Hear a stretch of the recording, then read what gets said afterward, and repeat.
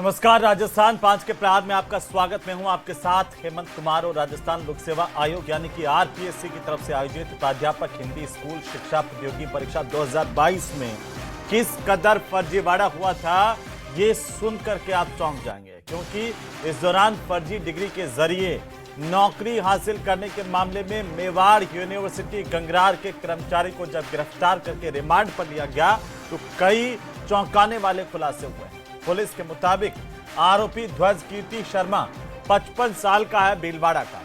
आरोपी पहले भी फर्जी डिग्री बनाने के मामलों में संलिप्त रह चुका है, लेकिन इसके बावजूद बाहर था और इस पूरे प्रकरण में अब तक कमला कुमारी समेत कुल 10 आरोपियों की गिरफ्तारी अब तक हो चुकी है। तो वहीं पीटीआई भर्ती परीक्षा 2022 में फर्जीवाड़े पर नौकरी करने वालों पर भी कार्रवाई चल रही है। डूंगरपुर में कल ही 8 ऐसे पीटीआई जो फर्जी दस्तावेज देकर के नौकरी ज्वाइन किए थे, उनको बर्खास्त करने का काम किया गया और उससे ठीक एक दिन पहले बांसवाड़ा में 18 पीटीआई को बर्खास्त किया जा चुका है। आज इसी पर चर्चा करेंगे कि आखिरकार ये माफिया के तौर पर, गिरोह के तौर पर भर्ती परीक्षाओं में काम करने वाले कितने बेईमान हैं और उन पर कैसे लगेगी नकेल। पहले रिपोर्ट। हिंदी 2022 में फर्जीवाड़े का भंडाफोड़। फर्जी डिग्री से नौकरी मामले में एसओजी की बड़ी कार्रवाई। मुख्य आरोपी ध्वज कीर्ति समेत 10 गिरफ्तार। 35 लोगों की सूची आई थी, इसमें बांसवाड़ा के 18 लोग थे। उनको डिग्री मिसमैच का प्रकरण है, इनका शारीरिक शिक्षकों का। पीटीआई भर्ती 2022 में भी फर्जीवाड़े का खेल। इन्होंने जब आवेदन किया था तब कोई और डिग्री लगाई थी, और जब आवेदन की जब इनके डॉक्यूमेंट की जांच की तब इन्होंने कोई और डिग्री लगाई थी। फर्जीवाड़े का खेल, लगेगी नकेल। तो आखिरकार फर्जीवाड़े पर कैसे लगाम लगेगी, इस पर आज हम बात करेंगे और हमारे साथ खास पैनल मौजूद है। सबसे पहले मैं परिचय करवा दूं, हमारे साथ में जयपाल सिंह मांडोता भारतीय जनता पार्टी के प्रवक्ता हैं और साथ ही साथ सुभाष शर्मा वरिष्ठ पत्रकार के तौर पर। आप दोनों का स्वागत है, अभिनंदन है। कुछ और मेहमान भी जुड़ेंगे, तब उनको भी ले लेंगे, लेकिन पहले 1-1 मिनट वाले फॉर्मूले के तहत शुरू करते हैं। तो सुभाष जी, आज आपसे शुरू करते हैं कि जिस भर्ती परीक्षा में देखो उसी के अंदर 23 से पहले की, उसमें ही फर्जीवाड़ा, जिसमें हाथ डालो उसी में फर्जीवाड़ा। अब पता चला है कि जो प्राध्यापक लगे थे हिंदी वाले 2022 में, वो फर्जी डिग्रियों से लेकर के 10 आरोपियों की गिरफ्तारी हुई है।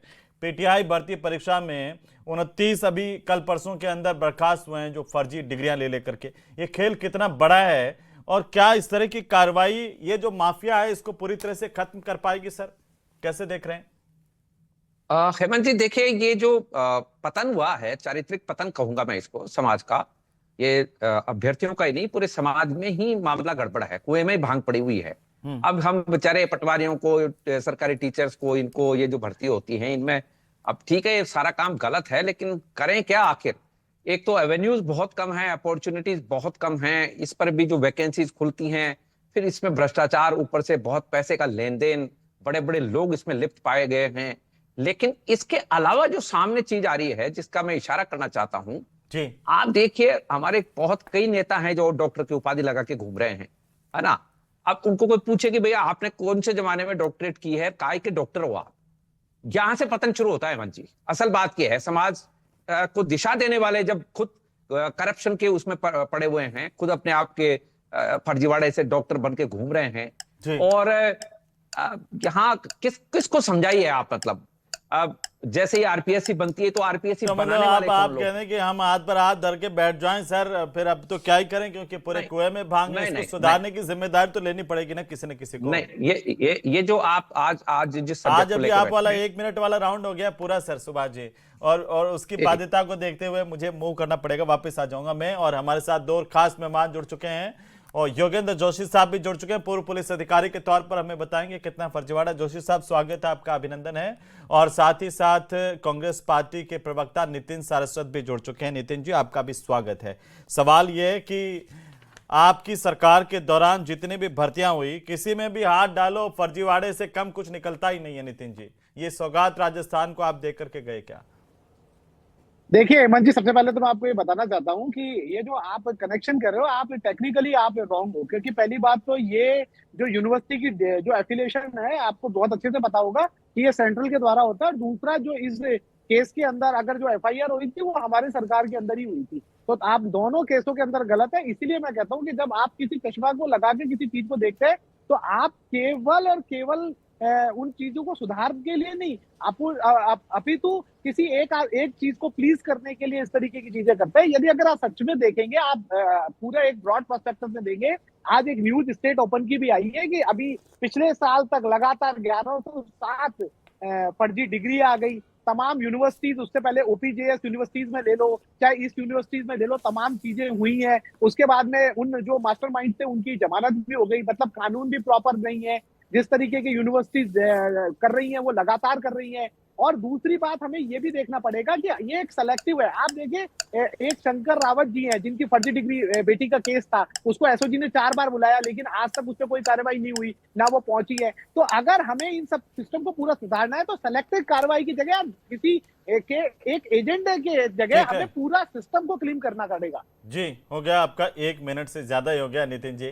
लेकिन जो आप कह रहे हैं कि ये सिर्फ कांग्रेस सरकार की बात नहीं है जयपाल जी, और ये भी कह रहे हैं कि ये तो सेंट्रल का काम है यूनिवर्सिटीज को मान्यता देना। लेकिन मैं नितिन जी ये भी बताता चलूं कि ये आरपीएससी का काम है, जब परीक्षा लेती है तो डिग्रियों की जांच करना और बेहतर तरीके से जांच करना। ये भी आरपीएससी का काम है कि पेपर लीक नहीं हो, एक डेढ़ महीने पहले लोगों के पास नहीं पहुंच जाए, ये इसको भी रोकना। निष्पक्षता, पारदर्शिता के साथ में पूरी भर्ती प्रक्रिया को अंजाम देना, ये जो स्टेट की भर्ती प्रक्रियाएं हैं उसमें स्टेट एजेंसी का काम है सर, और वो सरकार का भी। मैं आ जाऊंगा, मांडोता जी बोलिए। मैं आ जाऊंगा सर, आ जाऊंगा, वापस आ जाऊंगा। एक बार बोल ले जी, मांडोता जी बोलिए।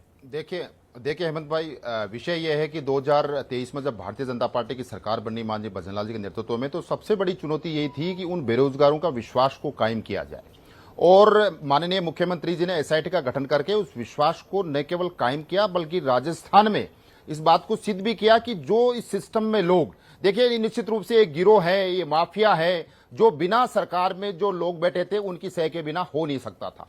इतने बड़े पैमाने पर फर्जीवाड़ा, इतने बड़े पैमाने पर पेपर लीक, तो ये सिस्टम और सरकार दोनों का प्रायोजित रूप से किया हुआ ये खिलवाड़ था। आप देखिए, पिछले वीक में मैं एफएमजी सर्टिफिकेट को लेके फर्जीवाड़े को पकड़ा, 15 से ज्यादा डॉक्टरों को हमने, और 93 से ज्यादा अभी राडार पे है।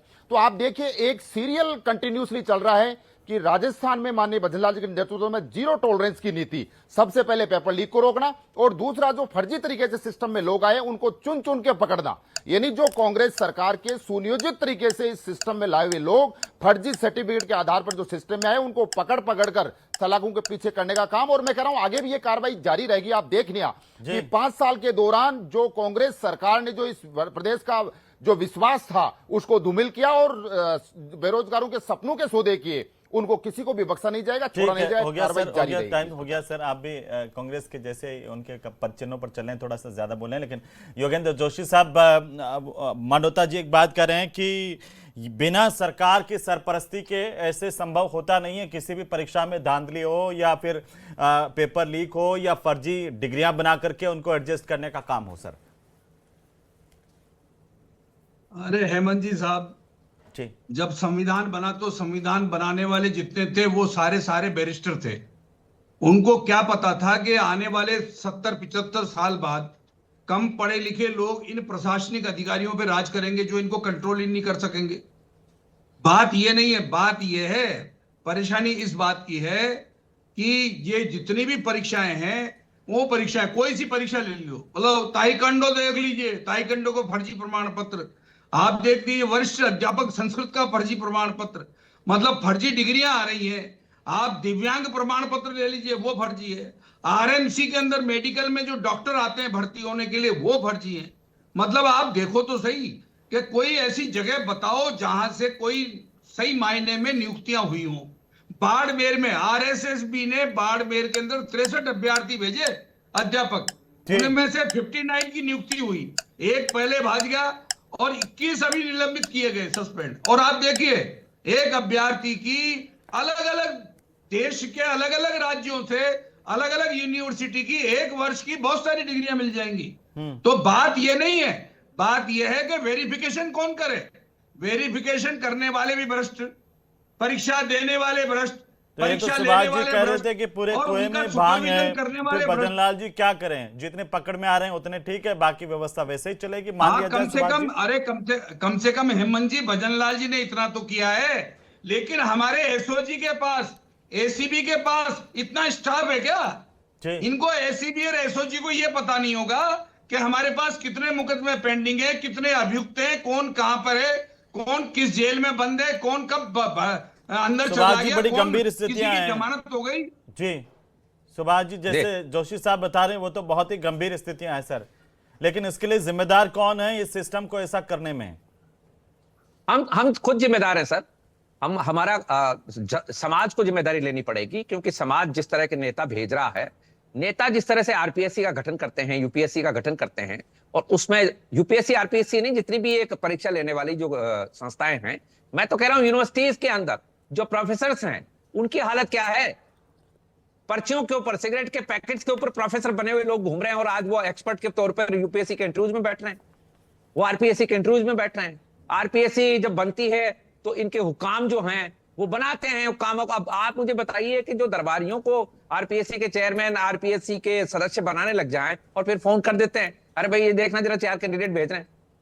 अब अच्छा, रिक्वेस्ट नहीं करते, आदेश देते हैं।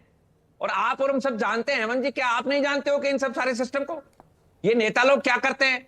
यूनिवर्सिटीज को फोन जाते हैं, अरे भाई एक को मानद डिग्री देना डॉक्टरेट की, जरा अरे 2 लड़कों को भेज रहा हूं, इनको प्रोफेसर बना देना। ये प्राइवेट यूनिवर्सिटी बिल जो है ये भ्रष्टाचार का सबसे बड़ा अड्डा है। और ये जितने कोचिंग खुली हुई हैं, ये और ये प्राइवेट यूनिवर्सिटीज क्या नहीं कर रही हैं, ये सबको पता है। तो हमारी ऐसी यूनिवर्सिटी पर एक्शन क्यों नहीं होता है? यूपी की जो JS university, Mewar, Gangaraj university, ये 2 उत्तर प्रदेश की यूनिवर्सिटी में, चाहे वो पीटीआई के हो या फिर प्राध्यापक हिंदी 2022 के फर्जी डिग्रियां बताइए वहां से आ रही थी, फिर भी वो तो यूनिवर्सिटीज के स्टेक होल्डर्स कौन है? नेताओं के और नेताओं के रिश्तेदार हैं। इन्हीं के जो दरबारी बनिए हैं, इनके दरबारी व्यापारी हैं, वो यूनिवर्सिटी चलाते हैं, वो इनके घरों पे ही बैठ के सारे काम होते हैं। और ये जो आजकल कॉर्पोरेट का जो सीएसआर जिसको कहते हो आप, ये सीएसआर कहां जा रहा है जी? बड़ी बड़ी कंपनियों का, इन नेताओं के यूनिवर्सिटीज में, इन नेताओं के अस्पतालों में जा रहा है। तो ये सारा सिस्टम, अब इसमें जो बात है, अच्छी बात क्या है, सिल्वर लाइनिंग क्या है, उसके ऊपर मैं आ रहा था पहले राउंड में, लेकिन वो चूंकि समय की बाध्यता है। सिल्वर लाइनिंग ये है कि समाज में आप जैसे जो विसल ब्लोअर्स हैं, या ये जो सरकार में बैठे हुए जो लोग हैं, जो सरकार में कुछ करना चाहते हैं। असल बात ये नहीं है हेमंत जी की सरकार में बैठे हुए कुछ लोग ही भ्रष्टाचार में है, सारे नहीं है। असल में कुछ लोग काम करना भी चाहते हैं, कुछ लोग वाकई कार्रवाई भी चाहते हैं, लेकिन चूंकि मेजोरिटी भ्रष्टाचारियों के साथ हो गई है। कोई जमाने में हम सुनते थे, हमारे बचपन की बात बता रहा हूं, कि यार फला गांव में फला आदमी बदमाश है, उससे थोड़ा सावधान रहना। आजकल ये हो गया है कि फला जगह पर यार वो आदमी भला सा है, उससे बात कर लेना तुम। ये फर्क आ गया, डिटोरिएशन आया, समाज का डिटोरिएशन है। तो हम जिस सरकार में अभी बात कर रहे थे, भारतीय जनता पार्टी के प्रवक्ता भी कह रहे थे, कांग्रेस के प्रवक्ता भी कह रहे थे, ऐसा नहीं है कि कांग्रेस में सारे ही भ्रष्ट थे, कुछ कार्रवाई चाहते भी थे, लेकिन जो मेजोरिटी थी, या कि मेजोरिटी के ऊपर आदमी की चलती नहीं है, दबा देते हैं उसको। चलती नहीं है। अगर आप कह रहे हैं कि वो ऐसा ही हो गया, सिस्टम से बाहर हो जाता है, सिस्टम से बाहर हो जाता है। पत्रकारों में देख लो ना आप, तो आप जिस समाज में रहते हो, आप जिस फ्रेटर्निटी की बात कर रहे हो, आपके अंदर देख लीजिए, मैं भी उसी समाज से आता हूं, हमारे अंदर में जो ज्यादा बोलता है या ज्यादा लिखता है उसको बाहर कर दिया जाता है बाद में। काम वो सिस्टम में रह पाता है। तो पहले 1-2 चेतावनी देते हैं कि भाई ठीक है, सही हो, बाकी देखेंगे। लेकिन नितिन सारस्वत जी, ये बात तो ठीक है, ये बात तो ठीक है और बड़ी गंभीर है कि आज भजनलाल सरकार कार्रवाई तो कर रही है, कम से कम इस तरह से उजागर तो हो रहे हैं। नहीं तो ये तो आप लोगों की सरकार में ये तो पूरे के पूरे हर जगह फर्जी बिठा दिए। बताइए। देखिए हेमंत जी, आप बीच में नहीं टोकेंगे, मुझे लगता है कि आप पहले पूरा बोलने देंगे। देखिए मैं ये कहना चाहता हूँ, सबसे पहली बात कि यूनिवर्सिटी का एफिलिएशन किससे कहता है? केंद्र सरकार से होता है, और वहां पे कोई कार्रवाई नहीं होती है। उसके बाद में सरकार ये वादा करती है कि आरपीएससी भंग करेंगे, वो आरपीएससी की ब्यूरोक्रेसी तक भी चेंज नहीं करती है। भंग करने की बात तो बहुत अलग बात है। उसके बाद में शंकर रावत जी जैसा केस आता है कि शंकर रावत जी ने कार्रवाई, क्या नाम से, उनकी बेटी ने फर्जी दिव्यांग प्रमाण पत्र बना के नौकरी ले ली, उनके ऊपर एसओजी तमाम बार बुलाती है, लेकिन उनके ऊपर कोई कार्रवाई करनी होती है, जिन और लोगों को भी गिरफ्तार किया जाता है, सबकी एक एक करके जमानतें हो जाती है। आज कोई भी जेल के अंदर नहीं है। उसके स्टेट ओपन का कल सामने आता है, और क्या नाम से आपका दिव्यांग सर्टिफिकेट के तमाम के सामने आते हैं, OMR चेंज के सामने आते हैं, लेकिन फिर भी हम वाहवाही करते हैं कि देखिए सीएम कितने हमारे बहादुर है। बस यही चीज होती है, यही ट्रिगर पॉइंट होता है, जहां पे केवल डिबेट के नाम पे डिबेट होती है, पर असली में क्या जड़ थी, कहां से आया, क्यों सेंट्रल यूनिवर्सिटी ने, केंद्र सरकार ने कार्रवाई नहीं की, क्यों शंकर रावत जी की बेटी पे आज तक कार्रवाई नहीं हुई, क्यों तमाम लोग आज भी सिस्टम में बने हुए हैं, क्यों ब्यूरोक्रेसी में जो मेन सेक्रेटरी है वो भी आरपीएससी जिसपे आरोप लगाते थे चेंज नहीं हुआ, क्यों 2.5 साल के अंदर आप तमाम कहते थे कि उन नेताओं ने संरक्षण दिया, उनमें से एक के ऊपर भी कार्रवाई नहीं हुई, आप नाम लगाते थे, उनसे पूछताछ भी नहीं हुई। बस केवल और केवल कुछ लोग। आप मुझे बताइए किस सरकार में ऐसा नहीं हुआ? क्या मैं आपको बताता हूं, पिछली सरकारों में जिनके डेटा ऑनलाइन नहीं थे, मेरे माता पिता भी नौकरी में थे, उन सबके पिछली सरकार में डेटा ऑनलाइन हुए, सबकी डिग्रियां दोबारा से चेक हुई हैं, तमाम चीजें उसके अंदर सामने आई हैं। तो ये इस तरीके का एक नैरेटिव गढ़ने की कोशिश होती है कि आपने तो 5 साल में आपने कितने फर्जियों को आइडेंटिफाई करके बर्खास्त किया? डेटा बता दीजिए। बहुत जगह कितनी सारी यूनिवर्सिटीज को हमने आइडेंटिफाई किया। कितने फर्जी जो नौकरी में आ गए थे उनको बर्खास्त किया? अभी मैं बताऊं कि कल 8 पीटीआई भर्ती परीक्षा 2022 के 8 पीटीआई को बर्खास्त किया गया है। परसों 18 पीटीआई को बांसवाड़ा से बर्खास्त किया गया है। हेमंत जी सुनिए तो सही, ये वाली जो एफआईआर जिसके आप डिस्कस कर रहे हो, ये किसकी सरकार में हुई ये बताइए आप पहले। अब ये राजस्थान की जनता को बताइए ना। कर देते हैं, लेकिन सारा का सारा फिर बाकी का रायता भी तो समेटो। एफआईआर कब होती है? कैसे बात कर रहे हैं? किसी चीज की जांच हुई, अभी आपको कहें एफआईआर हुई, कार्रवाई हुई, ऐसी बात कर रहे हैं। पेपर लीक आपको कहें आरपीएससी में पेपर लीक बात, आप कह दोगे पहली एफआईआर हमारे राज्य में हुई। नहीं, एक एफआईआर से नहीं होती ना चीजें। मैं तो आपको चीजें बता रहा हूँ ना, उनपे कार्रवाई नहीं। मैं आपको बताया कि आपके राज्य में अगर कोई आरपीएससी मेंबर बना और वो कह रहा है मैंने करोड़ों रुपए देकर के मेंबर बना था और मैंने तो पेपर लीक करके वहां दिया था, तो फिर सवाल तो उठेंगे। अच्छा सुनिए, आरपीएससी मेंबर की गिरफ्तारी किसके टाइम पे हुई और आरपीएससी मेंबर की जमानत किसके टाइम पे हुई? आप बताइए ना। यही नहीं, किसके टाइम पे करोड़ों रुपए लेकर के आरपीएससी का मेंबर बनाया, ये भी बताइए। किसके टाइम पर 1.5 महीने पहले पेपर निकाल के बाहर कर दिया? किसके टाइम पर ये जो है फर्जीवाड़े में पिटाई लगे प्राध्यापक के भर्ती में 2022 में? किसके समय में? इस पर भी बात होनी चाहिए। मैं बोल रहा हूँ ना कि जहां पे जितने भी एम्प्लॉय थे सारे का सबका डेटा ऑनलाइन हुआ और सबकी डिग्री जारी हमारी सरकार में। आप बताइए, मैं ऑथेंटिक तरीके से बोल रहा हूँ। आप शंकर रावत की बेटी पे कार्रवाई नहीं कर पाए, क्यों नहीं कर पाए? कह रहे हैं कि आप चुन करके कार्रवाई करते हैं, सिर्फ जहां आपको सहूलियत होती है वहां करते हैं। जी, कांग्रेस पार्टी की एक पूरे प्रवक्ताओं की जब डिबेटों में जाती है तो एक ही बात आती है कि हमने आप शंकर रावत जी के जवाब दे दो ना।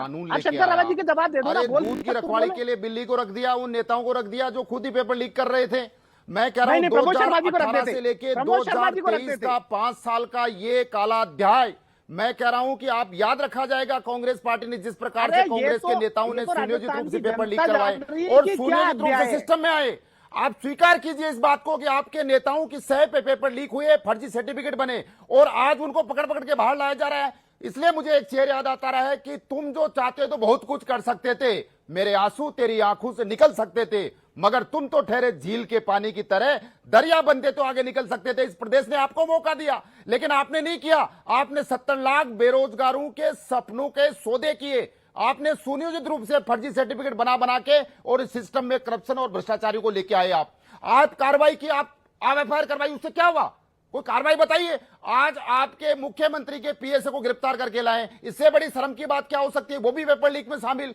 यहां पर देखिए, एक सीरियल रूप से कंटिन्यूसली आपने 5 साल के दौरान एक भी परीक्षा ढंग से नहीं करवा पाए। लगातार 19 में से 17 पेपर लीक। राजस्थान में जब भी पेपर में होता था तब डेटबंदी की जाती थी। क्यों? हमने भी कराई ना, 300 ज्यादा भर्ती करके दिखाई। और देखिए, हम सीरियस थे इस मामले में, इसलिए एसआरटी के माध्यम से 178 एफआईआर करके 400 से ज्यादा लोगों को अंदर काम किया। यह कानून का खौफ है। आज कोई भी इस प्रकार की पेपर लीक की तो बात की बात है, कोई नकल की नहीं सोच सकता है। यह विश्वास है जो युवाओं को हमने संकल्प दिलाया, उसमें हम साकार करके दिखाया। सिस्टम वाले लोग तो पुराने हैं ना, मांडूता जी, माफिया प्रदेश बनाया। आरपीएससी के मेंबर तो वही लोग हैं जो जिन पर आप आरोप लगाते रहे कि वो पेपर लीक, वही लोग सिस्टम में है ना। उनको कब बाहर करेंगे फिर? मैं यही कह रहा हूं कि देखिए बख्श देता है ईश्वर उनको जिनकी किस्मत खराब होती है। वो हरगिज नहीं बख्शे जाते, इनकी नीयत खराब होती है। इनकी नीयत खराब थी और जब साफ नीयत के साथ में काम करना शुरू किया, इन्हीं अधिकारियों के साथ में काम शुरू किया, तो आप देखिए ना, आज आरपीएससी और एसएसबी दोनों के माध्यम से 400 ज्यादा भर्तियां करवाई है हमने। बताइए, एक भी पेपर लीक कोई हिम्मत करके दिखाए इन माफिया को पकड़ के पहला काम अंदर करने का। और दूसरा, माफिया जो अंदर आए हैं फर्जी सर्टिफिकेट के माध्यम से, ये सरकार नहीं थी, ये तो एक माफिया पैदा करने वाले 5 साल के दौरान राजस्थान के माथे पे कलंक लगाने वाले लोग थे। आज भी ये वर्षों तक याद रखा जाएगा। बोलिए नितिन जी। देखिए मैं क्या कह रहा हूँ कि देखिए, आज मैंने अभी एक स्पेसिफिक बताया कि अब बेटी को आ रही है, फर्जी सर्टिफिकेट लगा दिया, एसओजी ने 3 बार बुलाया, कोई दिक्कत नहीं है, कोई कार्रवाई नहीं। कार्रवाई हो रही है ना, एपीओ भी किया गया, क्यों नहीं कार्रवाई हो रही है? आप कमाल कर रहे हैं। उसका मेडिकल हुआ बाकायदा, आप कैसे बातें कर रहे हैं सर? अभी तक क्या हुआ है? देखिए, आरपीएससी में तमाम लोगों पे आरोप लगाए, उनको कोई किसी को बर्खास्त नहीं किया गया, उनको अपितु संरक्षण दिया गया। सभी लोगों की इन्होंने इनके काल में जिनकी नियुक्ति हुई, जिनको हम लोगों ने पकड़ा, उन सबकी ये जमानतें करा दी। अब ये मानेंगे ही नहीं। आप एनसीसी का पेपर लीक हुआ, 10th का पेपर लीक हुआ, यहाँ तक कि स्काउट का पेपर लीक हुआ। कौन से पेपर ऐसे हैं जो इनके नीट का पेपर लीक हुआ, नेट का पेपर लीक हुआ? इनके क्या इनका क्या दिक्कत है? पेपर गिना रहे हो आप, देखो पूरे दर्शक सुन रहे हैं आपको। पेपर लीक हुआ, ये हालत, मैं कह रहा हूँ कोई पेपर एनसीसी का 8th क्लास का पेपर लीक हुआ, 5th क्लास का पेपर लीक हुआ। अरे यहाँ तो पूरे आप पेपर नहीं, पूरे फर्जी सर्टिफिकेट बना के सिस्टम में लोग लेके आ गए। की परीक्षाओं के उसको भी तो देखिए, सील खुली पाएगी, मानेंगे ही नहीं। आप एनसीसी और 8th क्लास और 5th क्लास का पेपर गिना रहे हैं।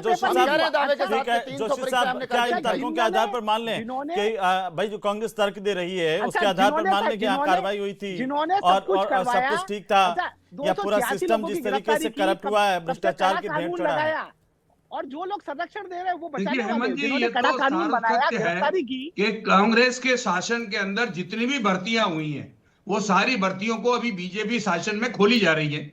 चाहे वो कैसे भी खोली जा रही हो, कम करी जा रही हो, ज्यादा करी जा रही हो, लेकिन करी तो जा रही है। आप बताइए कितने लोगों को पकड़ा गया है? वो तो कह रहे हैं हमने तो एफआईआर करवाई थी, सबसे पहली एफआईआर हमारे राज्य में हुई थी।